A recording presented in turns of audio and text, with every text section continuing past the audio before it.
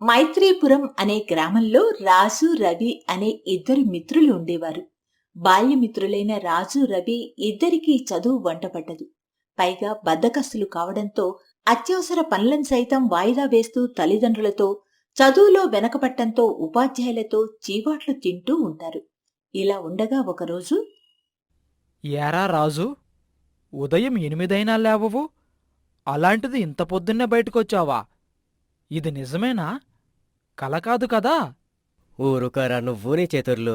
పక్కూరి సీతారామయ్య గారికి మా నాన్నగారు డబ్బులు బాకీ ఉన్నారంట. ఇచ్చేసి రమ్మన్నారు. అవును, తమరికి కూడా తెల్లవారుజామునే లేచే అలవాటు లేనట్టుంది. మరి నువ్వెందుకు పొద్దున్నే బయట తిరుగుతున్నావు? ఏం చెప్పమంటావురా? సీతబాధలు సీతవి, పీతబాధలు పీతవి. నాంచకుండా ముందు విషయం చెప్పరా. త్వరగా ఇంటికెళ్ళకపోతే మా నాన్న వీపు విమానం మొత్తం మోగించేస్తాడు. ఈరోజు మా ఇంటికి చుట్టాలొస్తున్నారంట. వాళ్ళకి ఇడ్లీ కోసం పిండి తీసుకురమ్మని పంపించింది మా అమ్మ. సర్లే, అటువైపే కదా వెళ్ళేది. రా, ఇద్దరం కలిసి వెళ్దాం. అలా ఇద్దరూ కలిసి వెళ్తుండగా కొంత దూరం వెళ్లేసరికి ఒక లాటరీ కనపడుతుంది. రాజు, మన అమ్మా నాన్న ఎప్పుడు మనల్ని తిడుతూ ఉంటారు కదా, వాళ్ళు మనల్ని మెచ్చుకునేలా ఒక పని చేద్దామా? ఏంట్రా బాబు ఆ పని? కొంపతీసి బాగా చదివేసి పాస్ అయిపోతావా ఏంటి? అంత గొప్ప లక్షణం మనకలేదు కాని, అదిగో అక్కడ ఒక లాటరీ కనపడుతుంది కదా, నీ దగ్గర నా దగ్గరున్న డబ్బులతో లాటరీ కొందాం. వస్తే రెట్టింపు డబ్బులు వస్తాయి. అప్పుడు మన అమ్మా నాన్న మనల్ని బాగా మెచ్చుకుంటారు కదా. నువ్వన్నది బాగానే ఉంది, కానీ ఒకవేళ డబ్బులు పోతే? ఉమ్, ఎప్పుడు అలా ప్రతికూలంగా ఆలోచించకూడదు. మంచి జరుగుతుందనుకొని ముందడుగు వేయాలి. ఉమ్, ముందు కీడించిన తర్వాతే మేలించమని పెద్దలు చెప్పారు కదరా. సర్లే, అటువంటి సామెతలు పట్టించుకుంటే ఇక మనం ముందుకెళ్ళినట్టే. అవేం పట్టించుకోకుండా పద, ఈ డబ్బుతో లాటరీ తీసి ధనవంతులైపోతాం అని అత్యాశకు పోయి లాటరీ తీసి రాజు రవిల వద్ద ఉన్న సొమ్ము మొత్తం పోగొట్టుకుంటారు. మన దగ్గరున్న సొమ్ము మొత్తం అయిపోయింది. ఇప్పుడు ఎలారా? నేను ముందే చెప్పాను కదా, ముందు కీడించిన తర్వాత మేలించమని. ఎందుకురా చచ్చిన పాముని మళ్ళీ మళ్ళీ చంపుతావు? అయ్యిందేదో అయిపోయింది. ఇలా ఆడడం వల్లే కదా లాటరీ ఇంకెప్పుడు ఆడకూడదని తెలిసింది. అయితే ఇప్పుడు ఏం చెయ్యాలి? అసలే మా నాన్న సీతారామయ్య గారికి డబ్బులిచ్చి రమ్మన్నాడు. ఇప్పుడు ఇంటికెళ్తే చంపేస్తాడు. మా ఇంట్లో కూడా అదే పరిస్థితి. అసలే ఈరోజు చుట్టాలొస్తున్నారని చెప్పింది మా అమ్మ. ఇప్పుడు గాని నేను ఇడ్లీ పిండి తీసుకెళ్ళకపోయానో, ఈ ఇడ్లీ డబ్బాకు బదులు ఆ పొయ్యి మీద నన్ను కూర్చోబెడతది. ఆ, అయితే ఒక పని చేద్దాం. ఇప్పుడు ఇంటికి వెళితే మా నాన్న చీల్చి చెండాడతాడు. కాబట్టి మీ నాన్న మా నాన్న బయటికెళ్ళిన తర్వాత వెళ్దాం. అప్పుడు అమ్మలెలాగో మనల్ని కాపాడతారు కదా. అయినా ఈ నాన్నలకు మగపిల్లలంటే ఎందుకురా అంత కోపం? మనమేమన్నా బాగా చదువుతామా, లేక చెప్పిన పని వెంటనే చేస్తామా ఏంటి మనల్ని మెచ్చుకోవడానికి? అందుకే వాళ్ళ కోపంలో తప్పులేదనిపిస్తుంది. సర్లే కానీ కాసేపు కాలక్షేపం చేద్దామంటే అప్పటి వరకు ఎక్కడుండాలి? అదుగో అక్కడ సైన్స్ స్క్వేర్ ఏదో జరుగుతున్నట్టుంది. పద వెళ్దాం. అక్కడికి వెళ్లిన రాజు రవిలకి పెద్ద గ్లోబ్ ఆకారంలో టైం మిషన్ లాంటి యంత్రం కనపడుతుంది. దాన్ని చూసి ఆశ్చర్యపోయిన రాజు, ఆ, ఏంట్రా ఇది ఎంతుంది? లోపలికెలా వెళ్ళాలి? ఒరే రాజు, ఇది టైం ట్రావెల్ మిషన్ అనుకుంటా. చాలా సినిమాల్లో చూశాం కదా. అని మాట్లాడుకుంటూ ఉండగా టైం మిషన్ డోర్ తీసే ఉండడంతో లోపలికి వెళ్తారు. అక్కడ పాస్ట్, ఫ్యూచర్ అని 2 బటన్లు ఉండటం గమనించి, ఆ, ఈ బటన్స్ ఏంటి? ఇది నొక్కితే గతంలోకి వెళ్తాం, అంటే గడిచిపోయిన కాలం. ఆ కాలంలోకి వెళ్ళి అప్పుడు ఏం జరిగిందో తెలుసుకోవచ్చు. ఇదిగో ఇది నొక్కామనుకో, భవిష్యత్తులోకి వెళతాం. ముందు రోజుల్లో మనం ఎలాగుంటామని తెలుసుకోవచ్చు. ఇప్పుడు చెప్పు, నువ్వు గతంలోకి వెళతావా, భవిష్యత్తు తెలుసుకుంటావా? అయితే నేను గతంలోకి వెళ్తా. నన్ను ఎప్పుడూ కసురుకుంటూ కొడుతూ ఉండే మా నాన్న నేను పుట్టినప్పుడు ఎలా ఉండేవాడో తెలుసుకోవాలనుందిరా. అని రాజు చెప్పిన వెంటనే రవి గతంలోకి వెళ్లే మీట నొక్కగా 2010వ సంవత్సరంలోకి వెళ్తుంది. అప్పుడు రాజు వాళ్ళమ్మ గర్భవతి అయి ఉంటుంది. ఏంటి నీరజ, నువ్వు ఎక్కువసేపు నడవకూడదని వైద్యులు చెప్పారు కదా. నీకు ఏం కావాలన్నా నాకు చెప్పు, నేను చేస్తాను. మీరు నాతో పాటే ఉంటే పనికెవరు వెళ్తారు? పనికి వెళ్తేనే కదా ఇల్లు గడిచేది. అవును నీరజ, నేను బాగా చదువుకోలేదు కనుకే ఇలా ఒకరి కింద రోజు కూలీకి పనిచేస్తూ సెలవు పెట్టడానికి కూడా ఆలోచించాల్సి వస్తుంది. మా నాన్న చిన్నప్పుడు చదవమని ఎంతో మొత్తుకునేవాడు. నేనే మా నాన్న మాటలను పెడచెవిన పెట్టాను. ఇప్పుడు ఫలితం అనుభవిస్తున్నాను. అందుకే మన బిడ్డ నాగులా అవ్వకూడదు. వాడు బాగా చదువుకోవాలి. పెద్ద ఏసీ ఆఫీసులో కుర్చీలో కూర్చుని పని చేసుకోవాలి. నేననుకున్నట్లుగానే పుట్టబోయే బిడ్డ బాగా చదువుకొని నాకు పేరు తీసుకువస్తాడు. కడుపులో ఉన్నది అబ్బాయే అని అంత ఖచ్చితంగా ఎలా చెప్పగలుగుతున్నారు? మా నాన్న చాలా బాగా చదువుకున్నారు. ఆయనంటే ఊర్లో వాళ్ళందరికీ చాలా గౌరవం. ఆయన చివరి రోజుల్లో మళ్ళీ నీకు బిడ్డగా పుడతారా అనేవారు. పిల్లలు లేరని ఎంతో బాధపడ్డాం. ఎన్నో గుళ్లకు హాస్పిటళ్లకు కూడా తిరిగాం. చివరికి ఈ కడుపునకు కాయ కాసింది. మా నాన్న మళ్ళీ పుట్టబోతున్నాడు. నిజంగా నువ్వు అదృష్టవంతురాలు. నేను కాదు, మీరే అదృష్టవంతులు. నాకంటే మీకే ఎక్కువగా సంతోషంగా ఉంది. అందుకే మీరే అదృష్టవంతులు. 2010వ సంవత్సరంలోకి వెళ్లి జరుగుతున్న సన్నివేశాన్ని పక్క నుండి చూస్తున్న రాజు తండ్రిని తలుచుకుని చాలా బాధపడతాడు. 2010వ సంవత్సరం నుంచి ప్రస్తుత కాలానికి వచ్చేస్తారు. మా నాన్నకు నేనంటే చాలా ఇష్టం రా. నేను అమ్మ కడుపులో ఉండేటప్పుడు ఎంత సంతోషపడ్డాడో. ఎందుకో తెలియదు కానీ అస్తమానం తిడతారు. మరి మనం ఏం చేసినా పొగిడితే భూమి మీద నిలబడతామా ఏంటి? అయినా మనం ఏం చేశామని పొగడ్డానికి? ఓహో, అందుకేనా? నాన్న కోపంలో ప్రేమ తప్ప ద్వేషం ఉండదని అమ్మ ఎప్పుడూ అంటూ ఉంటుంది. అవునరా, మా నాన్న రోజుకి 50 సార్లన్నా తిట్టేవాడు.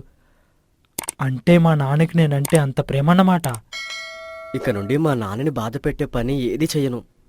బద్ధకం వదిలి బాగా చదువుకుంటాను. మా నాన్న గర్వపడేలా చేస్తాను.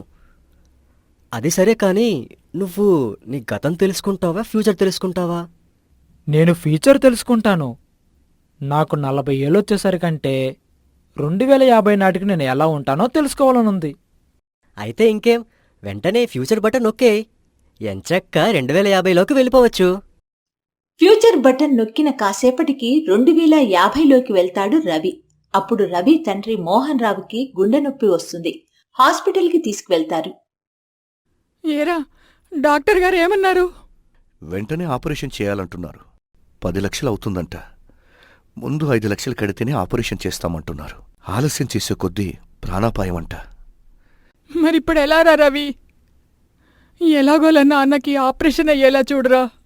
నా దగ్గర అంత డబ్బు ఎక్కడుందమ్మా? కింద మీద పడుతూ నెలకు 50,000 సంపాదిస్తున్నాను. ఉన్నట్టుండి అంత డబ్బు ఒకేసారి తేవాలంటే నాకేం చెయ్యాలో తోచడం లేదు. ఇదంతా వింటున్న రవి తండ్రి మోహన్ రావు, రవి, నువ్వేమీ కంగారు పడకు. ఎలా రాసిపెట్టి ఉంటే అలా జరుగుతుంది. నువ్వు నా గురించి దిగులు పెట్టుకోకు. నీకు చిన్నప్పటి నుంచి చెబుతూనే ఉన్నాను కదా, బాగా చదువుకోరా, చదువు లేకపోతే ఇలా ఇబ్బందులు పడాలని. ఇప్పుడు చూడు, హరాకొర జీతంతో ఇటు మమ్మల్ని చూసుకోలేకపోతున్నావు, అటు నీ భార్య పిల్లలని సంతోషపెట్టలేకపోతున్నావు. ఇక నా గురించి మర్చిపోయి అమ్మా నాన్నను బాగా చూసుకో అని చెప్పి కన్ను మూస్తాడు మోహన్ రావు. ఆ పక్కనే ఉండి అంతా వింటున్న రవి మనసులో చాలా బాధపడతాడు. మళ్లీ అక్కడ్నుంచి ప్రస్తుత కాలానికి వచ్చేస్తాడు. ఏరా, 2050లో నువ్వేం చేస్తున్నావు? ఏ ఉద్యోగం చేస్తున్నావురా? 2050లో మా నాన్నగారికి గుండె జబ్బు వచ్చింది. 10 లక్షలు ఇస్తే ఆపరేషన్ చేస్తానన్నారు. నా దగ్గర అంత డబ్బు లేకపోవడంతో నా చేతగానితనం కారణంగా మా నాన్నగారిని కోల్పోయాను అని బోరున విలిపిస్తుండగా, ఊరుకోరా, అయినా అది ఎప్పుడో 2050లో కదా. ఇప్పట్నుంచి నువ్వు బాగా చదువుకొని బాగా సంపాదించాలి. ఇలా గొప్ప గొప్ప చదువులు చదివి మంచి ఉద్యోగం చేస్తూ మీ నాన్నకి మంచి వైద్యం ఇప్పించి బతికించుకోవచ్చు. మా నాన్న చాలా మంచివాడ్రా పాపం. ఎప్పుడు తిడుతూ ఉంటుంటే నాకన్నా మా చెల్లె ఇష్టమనుకునేవాడిని. వెంటనే వెళ్ళి మా నాన్న కాళ్ళు పట్టుకొని క్షమించమని అడగాలి అంటూ అక్కడ్నుంచి వెళ్లిపోయిన రాజు రవిలు ఎవరింటికి వాళ్లు వెళ్లిపోతారు. ఇంటికి వెళ్లిన రాజు తండ్రి రామారావును చూసి, మీరు సీతారామయ్య గారికి మొన్న డబ్బులు లాటరీ కొని పోగొట్టాను నాన్న. నన్ను క్షమించండి. ఒక నెలలోపు ఎలాగోకలాగి ఏదో ఒక పని చేసి ఆయన సొమ్ముని అప్పగిస్తానన్నా. మీరు చెప్పిన పని చేయలేనందుకు నన్ను కర్రతో గట్టిగా కొట్టండి నాన్న. చూడు రాజు, నువ్వు చేసిన తప్పును నిజాయితీగా ఒప్పుకున్నావు చూడు. నిజంగా నా మనసును గెలిచావురా. డబ్బు పోతే పోయింది. మనిషికి నిజాయితీ అనేది చాలా గొప్ప లక్షణం. అది నీలో ఉన్నందుకు ఈరోజు నేను ఎంతగానో గర్వపడుతున్నాన్రా. ఈసారి నుండి మీరు ఏ పని చెప్పినా వెంటనే చేస్తానన్నా. బాగా చదువుకుని తాతయ్యలా గొప్ప పేరు సంపాదిస్తాను. అమ్మను నిన్ను కంటికి రెప్పలా కాపాడుకుంటాను. ఇన్నాళ్ళు మీరు బాధపడేలా ప్రవర్తించినందుకు నన్ను క్షమించండి నాన్న. మరోవైపు రవి ఇంట్లో అమ్మా, నువ్వు ఇడ్లీ పిండికిచ్చిన డబ్బులు రెట్టింపు చేయాలనే అత్యాశతో లాటరీ కొన్నాను. నాన్నని ఒక్క తప్పు ఖాయమను. ఇంకెప్పుడు ఇటువంటి పనులు చెయ్యను. మీరు చెప్పినట్టే బాగా చదువుకుంటాను. పెద్ద ఉద్యోగం చేసి నిన్ను నాన్నను మంచిగా చూసుకుంటాను. ఏంట్రా ఎప్పుడూ లేనిది పెద్ద ఆరందిల్లా మాట్లాడుతున్నావు? అబద్ధాల్లో ఆరితేరిపోయిన నువ్వు మొట్టమొదటిసారి నిజం చెప్పడమే కాకుండా నీ అంతట నువ్వే బాగా చదువుకుంటానని, నన్ను నాన్నని బాగా చూసుకుంటానని ఏదేదో మాట్లాడుతున్నావు. రవి వాళ్ళమ్మ సుచిత్రల మధ్య జరుగుతున్న సంభాషణ పక్కనుంచి వింటున్న రవి తండ్రి మోహన్ రావు దగ్గరకు వచ్చి, ఏమైందిరా రవి? దేనికి భయపడుతున్నావు? అది అది ఇడ్లీ పిండి కొనకుండా లాటరీ కొన్నాను నాన్నా అంటూ భయపడుతూ చెప్తాడు. చూడు రవి, నిజం చెప్తే నేను కొడతానని తెలిసి కూడా నిజం చెప్పావంటే నేను నిన్ను మెచ్చుకుంటున్నాన్రా. ఇకపై మీరు చెప్పినట్టుగానే బాగా చదువుకుంటాను నాన్నా. బద్ధకాన్ని బయటికి వదిలేసి ఇష్టపడి చదువుతాను. ఇంట్లో ఎటువంటి ఆర్థిక ఇబ్బంది లేకుండా పెద్దయ్యాక ఉద్యోగం చేస్తూ అన్నీ చూసుకుంటాను. నువ్వు మాకేమీ సంపాదించి పెట్టనవసరం లేదు. నిన్ను అస్తమాను బాగా చదువుకో అని చెప్తుంది నీ భవిష్యత్ బాగుండాలనేరా. అలాగే నాన్నా, ఇక నుంచి మిమ్మల్ని బాధపెట్టే పని ఏదీ చెయ్యను. మీ ఆరోగ్యం జాగ్రత్త నాన్నా. అని తండ్రితో చెప్పి ఇంట్లోకి వెళ్ళిపోతాడు రవి. అప్పటినుంచి రాజు రవి కష్టపడి చదువుతున్నా బద్ధకం నుండి బయటపడలేకపోతారు. బద్ధకాన్ని ఎలా వదిలించుకోవాలో ఆలోచిస్తుంటారు. అప్పుడు వాళ్ళకి కొంత దూరంలో కిందపడి ఉన్న మామిడికాయ కనపడుతుంది. రవి, ఆకలేస్తోంది, వెళ్ళి ఆ మామిడికాయ తీసుకురా. ఇప్పుడే బద్ధకం వదిలించుకోలేకపోతున్నాను అన్నానా? అయినా సరే ఆ కాయను తెమ్మని నాకే చెప్తున్నావు. నీకే ఆకలిస్తుందంటున్నావు గనుక నువ్వే తీసుకురా అంటూ ఇద్దరూ వాదులాడుకుంటూ మళ్లీ చూసేసరికి అక్కడ మామిడికాయ కనిపించదు. అక్కడికి కొంత సమీపంలో ఉన్న ఓ స్వామీజీ వాళ్ళని పిలిచి, చూడండి పిల్లలు, మీలో ఏ పనైనా చేయగల సామర్థ్యం ఉంది, స్పందించే గుణం కూడా ఉంది. కాని పనిని వాయిదా వేసే దుర్గుణం కాస్త ఎక్కువగా ఉంది. ఇలా జడపదార్థంలా ఉంటే ఎలా? అనుకున్న పని వెంటనే చేసేవారి జీవితం అద్భుతంగా ఉంటుంది. మీరు చెప్పింది నిజమే స్వామి. మాకు బాగా చదవాలనుంది. అలాగే చదువుతున్నాం గాని చదివేందుకే ఎక్కువ సమయాన్ని ఎక్కువగా తీసుకుంటున్నాం.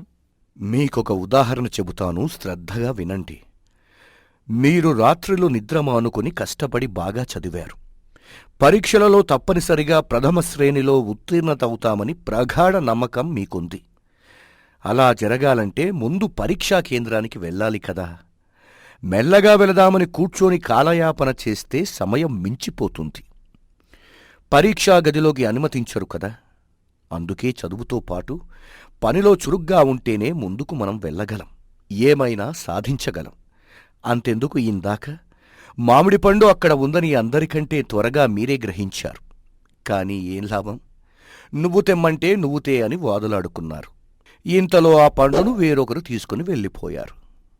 ఈ బతకం నుండి ఎలా బయటపడాలో మీరే చెప్పండి స్వామి. చూడు రాజు, నీ లక్ష్యాన్ని పదే పదే గుర్తు చేసుకో. ఉన్నత స్థాయికి వెళతానని మీ నాన్నకిచ్చిన మాటను నిలబెట్టుకునేంతవరకు విశ్రాంతి లేకుండా శ్రమించు. ఒక్కసారి మనసులో గట్టిగా సంకల్పించుకుంటే ఆపై నీదే విజయం. ఇక రవి, నువ్వు మీ నాన్న ఆరోగ్యాన్ని అస్తమానం గుర్తు చేసుకో. ఆయన కలకాలం సంతోషంగా ఉండాలంటే డబ్బులు బాగా సంపాదించాలి. సంపాదించాలంటే మంచి ఉద్యోగం ఉండాలి. ఉద్యోగం కావాలంటే బాగా చదువుకోవాలి. స్వామీజీ చెప్పిన మాటలను తూచా తప్పకుండా పాటించిన రాజు రవిలు అంకితభావంతో పనిచేస్తూ బద్ధకాన్ని ఆమడ దూరం తరిమికొట్టారు. ఇటు ఇంట్లో పనులు చేస్తూ అటు కష్టపడి చదువుకుంటూ పాఠశాలలో ఉత్తమ విద్యార్థులుగా మారి జీవితంలో ఉన్నత స్థితికి చేరుకున్నారు.